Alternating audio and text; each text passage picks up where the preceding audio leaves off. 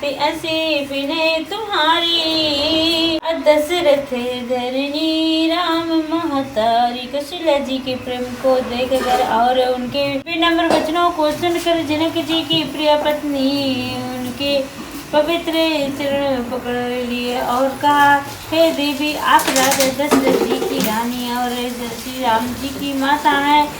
आपकी ऐसी नम्रता उचित नहीं है। प्रभु अपने नीच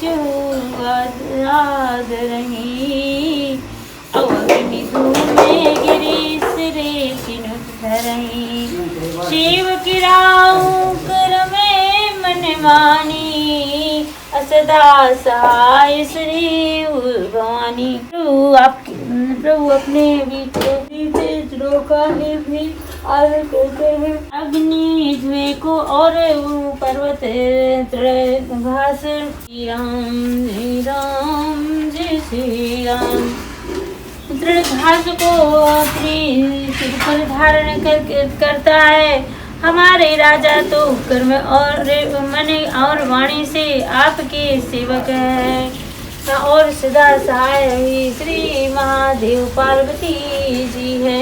राउर अंग जोग जगे को है, अदीप सहाय की दिन करे सोहे। राम जाई बनु करि सुर काजू, अचले अवधपुरे करिए राजू। आपका सहायक और योग जगत में कौन है। दीपक सूर्य को सहायता करने जाकर कहीं शोभा पा सकता है। श्री रामचंद्र जी वन में जाकर देवताओं का कार्य करने के अवधपुरी अचल राज्य करेंगे।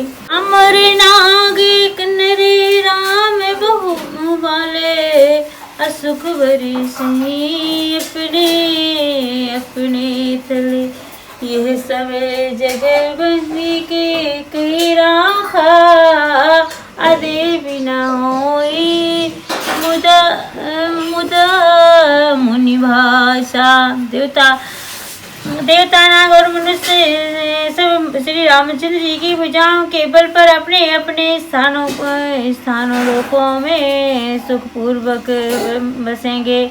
ये सब यज्ञ वल्लभ मुनि पहले से ही ये रखा है। हे देवी, मुनि का कथन व्यर्थ झूठा नहीं हो सकता। श्री राम जय जय। कही पग परी पे मैं हित बिने सुनाए, असी समेत सिय मातु तब चली सुहाव सर पाए। लखन श्री रामचंद्र जी की जय।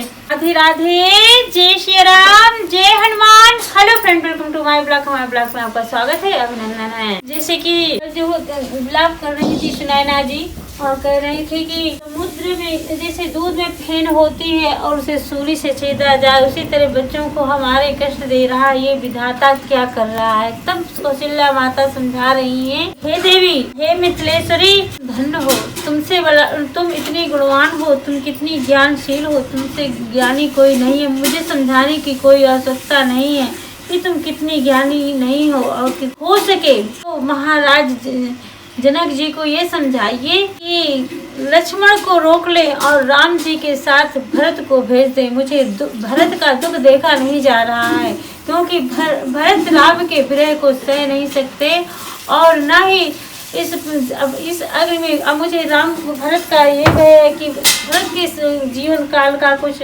वो हो ना जाए। इस तरह समझाती है और कहती है, मुझे राम की चिंता नहीं है, मुझे भरत की चिंता है। तो सब रानियां मतलब मुग्ध हो जाती हैं और अब मतलब आंसू निकलने लगते हैं उनकी करुणामय शब्दों को सुनकर। और फिर इस तरह विनती करती हैं और जब 3 पहर रात बीत जाती है, 2 पहर रात रह जाती है, तब सीता जी कहती हैं, बहुत 3 पहर रात बीत चुकी है।